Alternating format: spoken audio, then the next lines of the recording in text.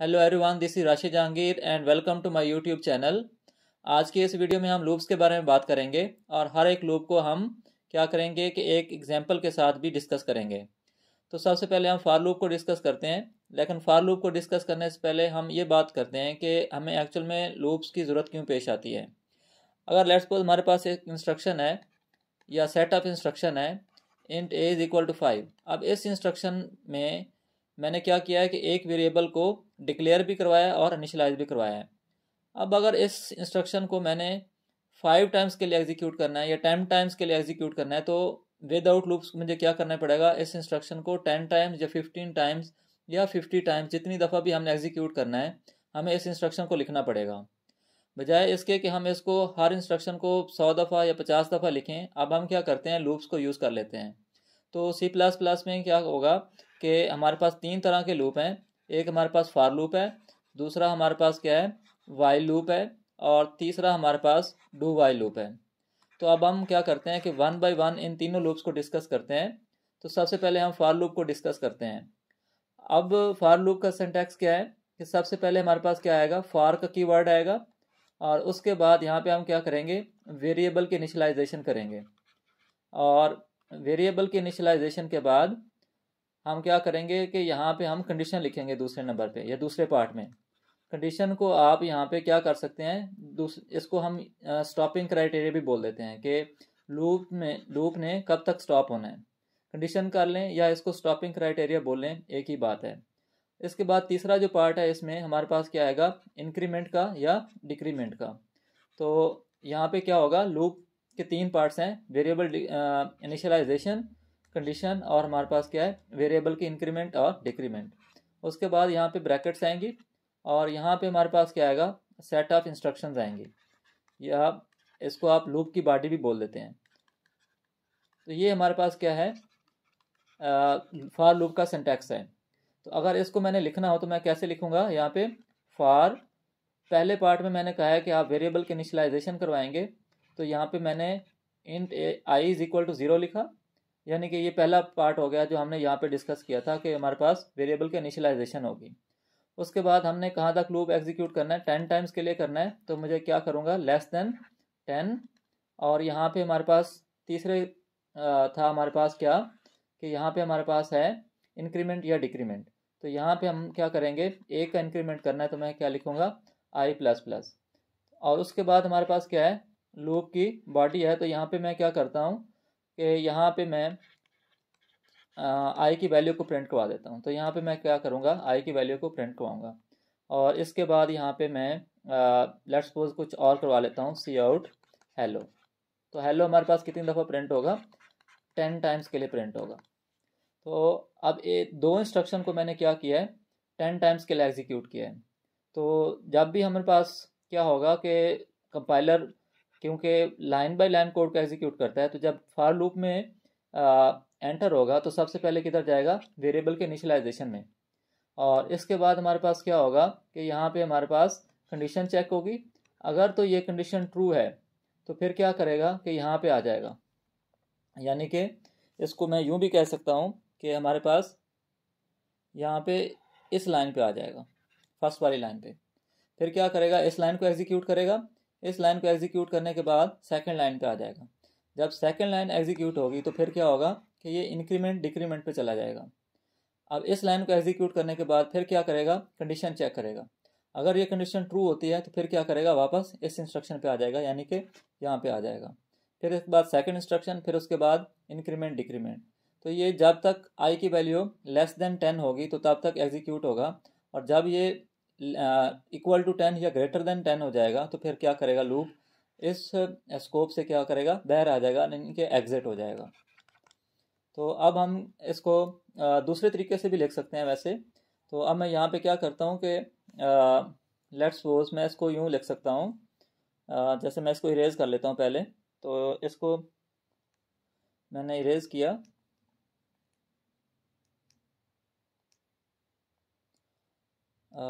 चलें अब इसको मैं क्या करता हूँ कि इसके लिए 3 पार्ट्स मैंने कहा था कि होने चाहिए। अब फॉर लूप में अगर मैं वेरिएबल के इनिशियलाइजेशन जो है वो क्या कर सकता हूँ, लूप से बाहर भी कर सकता हूँ, लेट्स सपोज यहाँ पे लूप के बाहर मैंने क्या किया कि एक वेरिएबल डिक्लेयर करवाया int i is equal to 0। अब ये जो वेरिएबल की इनिशियलाइजेशन है वो मैंने लूप से बाहर करवा लिया है।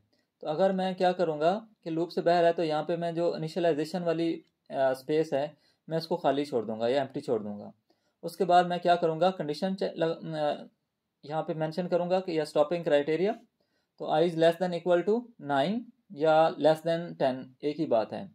और उसके बाद क्या करूँगा इंक्रीमेंट या डिक्रीमेंट, तो मैं क्या करूँगा कि इंक्रीमेंट और डिक्रीमेंट को भी मैं यहाँ पे खाली छोड़ सकता हूँ। और उसके बाद क्या करूँगा मैं यहाँ पे इस लूप को क्लोज करूँगा और वो इंस्ट्रक्शन मैंने लिखनी है। तो मैं क्या करूँगा सी आउट आई की वैल्यू को करूँगा और उसके बाद हमारे पास क्या होगा कि मैं सी आउट हेलो को मैंने प्रिंट करवाया था तो मैं यहाँ पे हेलो को प्रिंट करवा लूँगा।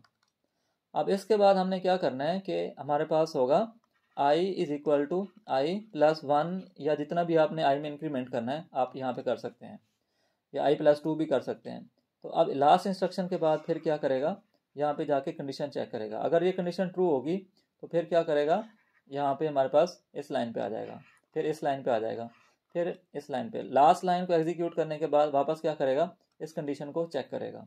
तो अब आपने ये माइंड में रखना है कि फार लूप तब यूज़ होता है जब हमारे पास नंबर ऑफ इंस्ट्रक्शन पता हो कि हमने एक इंस्ट्रक्शन को कितनी दफ़ा एग्जीक्यूट करना है। जब हमारे पास नंबर होगा तो तब हम क्या कर सकते हैं फार लूप यूज़ कर सकते हैं। अगर हमें नंबर पता ना हो तो फिर हम क्या करेंगे वाइल लूप को यूज़ करेंगे। तो अब हमें क्योंकि नंबर पता है तो हम क्या करेंगे कि यहाँ पे हम फार लूप यूज़ कर रहे हैं।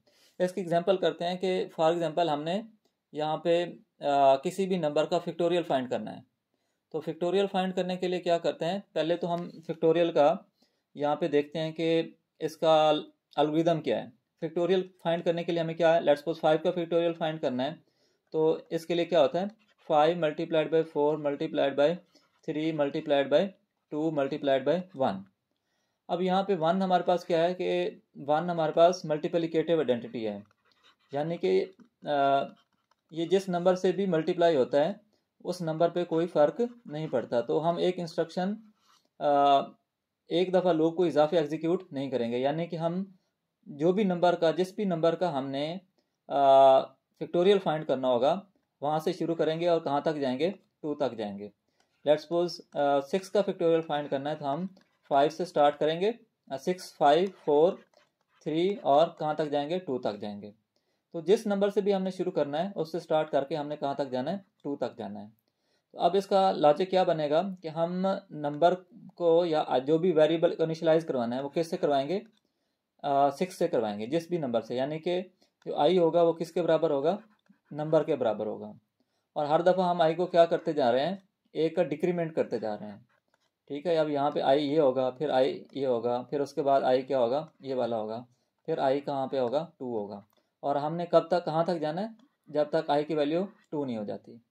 तो अब यानी मैं इसका कोड लिखना चाहूँ तो मैं कैसे लिखूँगा कि मैं यहाँ पे सबसे पहले एक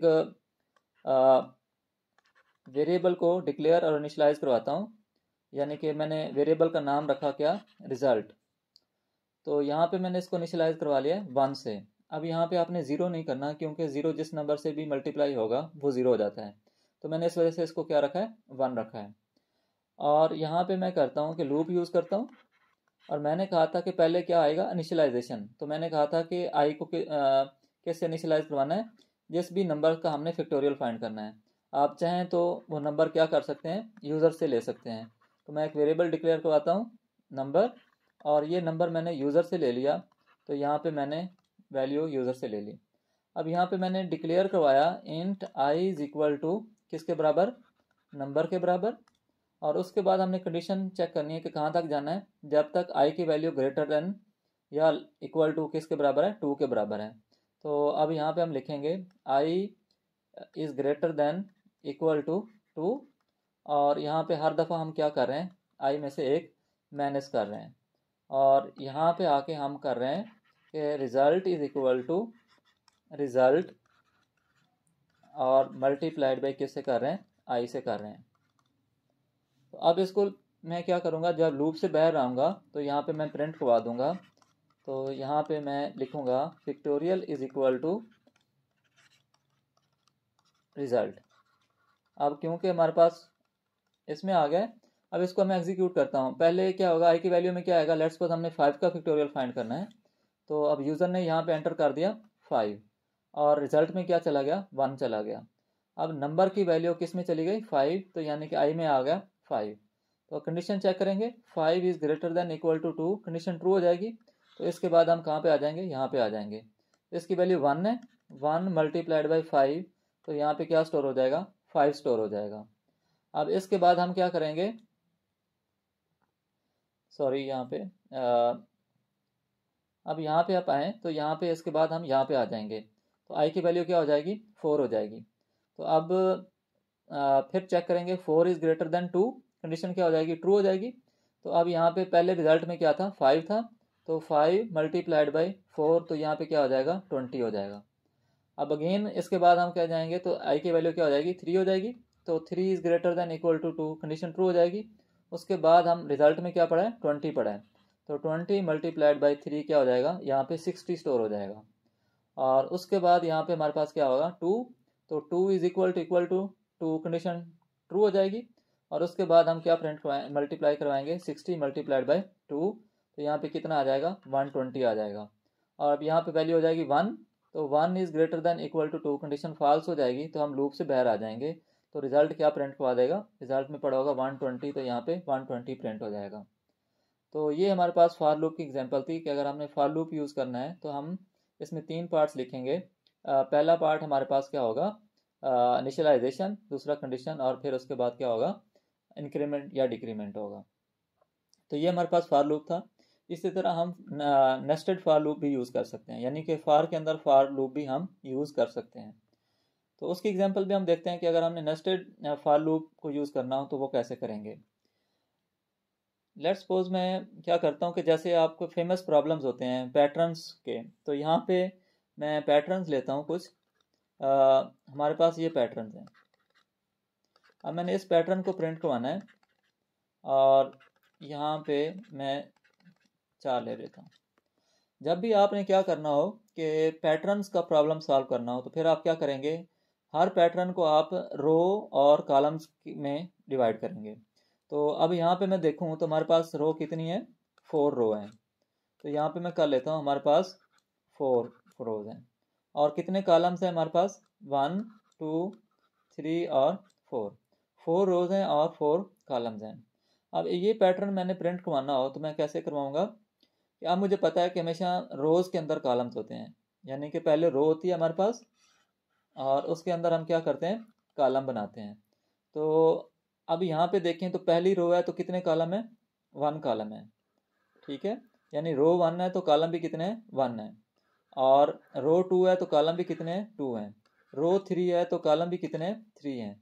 और रो 4 है तो कॉलम भी हमारे पास कितने हैं, 4 हैं। तो अब इसको मैंने लॉजिक बनानी हो तो मैं क्या करूँगा कि नेस्टेड लूप यूज़ करूँगा, एक रो के लिए करूँगा और एक कॉलम के लिए करूँगा। जो इनर लूप होगा वो कॉलम का होगा और जो आउटर लूप होगा वो किसका होगा, रो का होगा।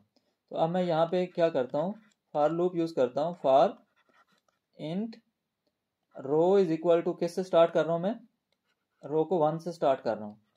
और कहाँ तक रो जा रही है, row is less than equal to 4 तक, यानी कि टोटल हमारे पास 4 रोज हैं। और हर दफ़ा मैं रो में क्या इंक्रीमेंट करवा रहा हूँ, एक इंक्रीमेंट करवा रहा हूँ। अब यहाँ पे है तो अब मैंने कहा था कि जितनी रोज होंगी उतने कॉलम्स होंगे, ठीक है। कॉलम हम 1 से स्टार्ट करेंगे और कहाँ तक जाएंगे, जितनी हमारे पास रोज होंगी। 1 से स्टार्ट करेंगे 1 तक जाएंगे, 1 से स्टार्ट करेंगे फिर हम कितने तक जाएंगे, 2 तक जाएंगे। फिर 1 से स्टार्ट करेंगे तो हम कितने तक जाएंगे, 3 तक जाएंगे। फिर 1 से स्टार्ट करेंगे कहाँ तक जाएंगे, 4 तक जाएंगे। तो अब यहाँ पे मैं क्या लिखूँगा, फॉर, ये हमारे पास इनर लूप है। मैं कॉलम को 1 से स्टार्ट करूँगा और कहाँ तक जाऊँगा, जब तक column less than equal to किसके बराबर नहीं हो जाता, रो के बराबर नहीं हो जाता। तो जितनी रोज उतने कॉलम्स। और उसके बाद हम क्या करेंगे, कॉलम में एक प्लस प्लस करवा देंगे, ठीक है जी। अब यहाँ पे हमारे पास क्या प्रिंट करवाना है, सी आउट, हमने स्टार प्रिंट करवाना है तो हम स्टार प्रिंट करवाएंगे और यहाँ पे कॉमा लगा देंगे, ये इंस्ट्रक्शन एंड हो जाएगी। जब हम लूप से बाहर आएंगे तो हम क्या करेंगे, हम लाइन को एंड कर देंगे, तो सी आउट, और यहाँ पे आप क्या करेंगे, एंड लाइन भी लिख सकते हैं, और अगर आप चाहें तो इस इंस्ट्रक्शन को यूँ भी लिख सकते हैं, सी आउट और यहाँ पे \n। तो जो भी आप लिखना चाहें आप यहाँ पे लिख सकते हैं। अब इसका मैंने ड्राई रन करना तो कैसे करूँगा, तो अब यहाँ पे सबसे पहले मैंने कहा था कि यहाँ पे हमारे पास रो की वैल्यू क्या होगी, 1 होगी, और उसके बाद यहाँ पे 1 is less than equal to क्या होगा, 4 होगा। कंडीशन ट्रू हो जाएगी, और कंडीशन ट्रू होने के बाद यहाँ पे पहले क्या होगा, सी की वैल्यू 1 होगी, और 1 is less than equal to 1, क्योंकि रो की वैल्यू हमारे पास क्या है, 1 है, तो ये कंडीशन भी ट्रू हो जाएगी। तो इसके बाद कहाँ पे आ जाएंगे हम, यहाँ पे, तो यहाँ पे हमारे पास क्या है, स्टार प्रिंट को आना है, तो हम यहाँ पे लेट्स सपोज स्टार प्रिंट को आ लिया। उसके बाद हम कहाँ पे चले गए, यहाँ पे 2, तो अब 2 is less than equal to 1, condition false हो जाएगी, तो हम लूप से बाहर आके हम क्या प्रिंट को आएंगे, ये लाइन एंड कर देंगे, तो हम नेक्स्ट लाइन पे आ जाएंगे। और उसके बाद यहाँ पे हम किधर जाएंगे, इसके बाद हम यहाँ पे आ जाएंगे, तो हमारे पास रो की वैल्यू क्या हो जाएगी, 2 हो जाएगी, तो 2 is less than equal to 4, condition true हो जाएगी। अगेन क्या होगा कि सी की वैल्यू इनिशियलाइज होगी, सी इज इक्वल टू 1 हो जाएगा, और यहाँ पे 1 is less than equal to किसके बराबर हो जाएगा, 2 के बराबर होगा, क्योंकि अब आर की वैल्यू क्या है, 2 है।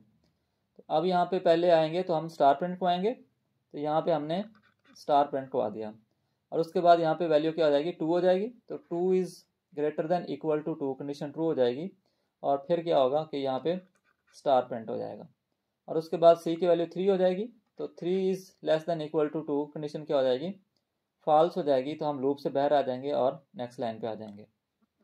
अब यहाँ पे दोबारा आर की वैल्यू क्या हो जाएगी, 3 हो जाएगी, तो अब यहाँ पे आर की वैल्यू 3 हो गई, तो अब अगेन यहाँ से 3 इज़ लेस देन, यहाँ पे हम लिखेंगे 3 is less then 4, condition true हो जाएगी, तो यहाँ पे अगेन सी की वैल्यू शुरू से क्या होगी, 1 से इनिशियलाइज होगी, और यहाँ पे 1 is less than equal to किसके बराबर आएगा, 3, तो कंडीशन ट्रू हो जाएगी। अब यहाँ पे हमारे पास क्या आएगा, स्टार प्रिंट हो जाएगा, और उसके बाद यहाँ पे वैल्यू 2 हो जाएगी, 2 is less than 3, condition true, और यहाँ पे फिर क्या होगा, स्टार प्रिंट हो जाएगा, फिर 3 आ जाएगी, तो 3 is less than equal to 3, condition true हो जाएगी, तो फिर यहाँ पे स्टार हो जाएगा, फिर वैल्यू 4 हो जाएगी, तो 4 के बाद कंडीशन फॉल्स हो जाएगी, तो हम नेक्स्ट लाइन पे आ जाएंगे, फिर यहाँ पे रो की वैल्यू 4 हो जाएगी, तो फिर इसी तरह हमारे पास क्या होगा, यहाँ पे 4 स्टार प्रिंट हो जाएंगे, फिर आई की वैल्यू, रो की वैल्यू 5 हो जाएगी, तो 5 is less than equal to 4, condition false हो जाएगी, तो हम इस लूप से बाहर आ जाएंगे, तो वही वाला पैटर्न हमारे पास क्या हो गया, प्रिंट हो गया। तो ये हमारे पास एग्जांपल थी किसकी, नेस्टेड लूप की, यानी कि हम फार के अंदर फार लूप यूज़ कर सकते हैं। चलें अब हम एक लास्ट एग्जांपल करते हैं नेस्टेड फार लूप की, तो वो कैसे करेंगे। अज्यूम करें कि हमारे पास जो अब पैटर्न है वो क्या, कौन सा है, कि हमारे पास कुछ ऐसा पैटर्न है। अब इस पैटर्न को मैंने प्रिंट करवाना है, और यहाँ पे मैं एक और रो भी ले लेता हूँ।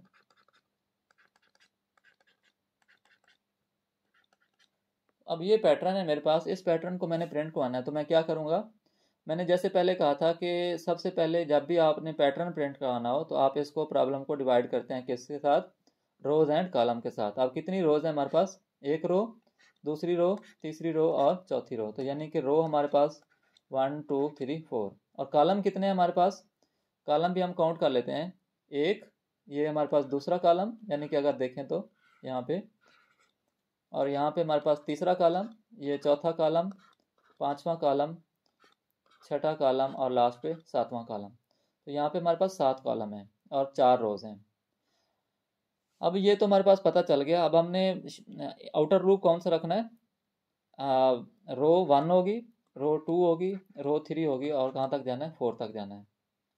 लेकिन अब इसमें दो इशू है, एक हमारे पास स्टार है और दूसरे हमारे पास क्या है, स्पेसेस हैं, 1 2 3। तो यहाँ पे हमारे पास देखें, पहली रो में एक स्टार है और 3 स्पेसेस हैं। अब दूसरी रो में 3 स्टार्स हैं और हमारे पास 2 स्पेसेस हैं, और तीसरी रो में हमारे पास 5 स्टार्स हैं और 1 स्पेस है, और फोर्थ रो में हमारे पास 7 स्टार्स हैं और 0 स्पेस है। तो अब हमने दोनों को हैंडल करना है, यानी स्टार्स को भी हैंडल करना है और स्पेसेस को भी हैंडल करना है। तो पहले हमारे पास क्या है, स्पेसेस आएंगी, यानी कि 3 स्पेसेस आएंगी, फिर स्टार आएगा। तो पहले हम स्पेसेस को देखते हैं। अब पहले 3 स्पेसेस, फिर उसके बाद 2 स्पेसेस, फिर 1 स्पेसेस, फिर 0 स्पेस। अब इसका कोई हमने फार्मूला बनाना है जो हमें स्पेसेस कैलकुलेट करके देगा। अब यहाँ पे हमारे पास लेट्स सपोज 4 रोज हैं, तो यहाँ पे मैं करता हूँ 3 हमने आंसर करना है। तो मैं क्या करूँगा, रो की वैल्यू 1 होगी, तो यहाँ पे मैं 4 माइनस रो कर दूंगा। ठीक है, अब 4 माइनस रो, पहली रो वैल्यू क्या होगी, 1 होगी, तो यहाँ पे 4 माइनस 1 कितने आ जाएंगे, 3 आ जाएगा। अब यही फार्मूला मैं यूज़ करूँगा, तो यहाँ पे क्या होगा, 4 माइनस रो की वैल्यू जब 2 होगी, तो यहाँ पे क्या आ जाएगा, 2 स्पेसेस आ जाएंगे। तो रो 4 माइनस रो, तो यहाँ पे रो की वैल्यू क्या हो जाएगी, 1 होगी, तो यहाँ पे क्या आ जाएगा, सॉरी रो की वैल्यू 3 होगी ना, यहाँ पे रो की वैल्यू 3 होगी, तो यहाँ पे क्या आ जाएगा, 1 आ जाएगा। फिर 4 माइनस आर, तो फिर यहाँ पे रो की वैल्यू क्या होगी, 4 होगी, 4 माइनस 4 तो क्या आ जाएगा, 0। तो अब हमारे पास स्पेसेस के लिए क्या, कौन सा फार्मूला है, ये वाला है। तो हमारे पास स्पेसेस का इशू सॉल्व हो गया। अब हमने स्टार्स वाला सॉल्व करना है। अब स्टार्स के लिए हमें कौन सा फार्मूला यूज़ करना पड़ेगा, मैं कहता हूँ जी 2 मल्टीप्लाइड बाई आर माइनस 1। अब ये फार्मूला है। अब पहली दफ़ा आर की वैल्यू क्या होगी, 1 होगी, तो 2 मल्टीप्लाइड बाई 1 माइनस 1, तो ये कितना आंसर आ जाता है, 1 आ जाता है, क्योंकि पहले मल्टीप्लाई होगा फिर माइनस होगा। अब 2 मल्टीप्लाइड बाई, फिर आर की वैल्यू 2 होगी, 2 माइनस 1, तो यहाँ पे कितना आंसर आ जाएगा, 3 आ जाएगा। फिर 2 मल्टीप्लाइड बाई 3 माइनस 1, 5 आ जाएगा। तो 2 मल्टीप्लाइड बाई 4 माइनस 1, कितना आंसर आ जाएगा, 7। तो अब यहाँ पे ये वैल्यू देखें और ये वाली वैल्यू देखें, तो हमारे पास सेम आ रहा है। तो मतलब स्टार्स के लिए हम ये फार्मूला यूज़ करेंगे और स्पेसेस के लिए हम ये वाला फार्मूला यूज़ करेंगे। तो अब सबसे पहले हमने स्पेस प्रिंट करनी है, यानी पहले हमने स्पेस प्रिंट करनी है। तो अब यहाँ पे आएगा फॉर, सॉरी मैं यहाँ पे नीचे आता हूँ। तो अब इसको मैं यहाँ पे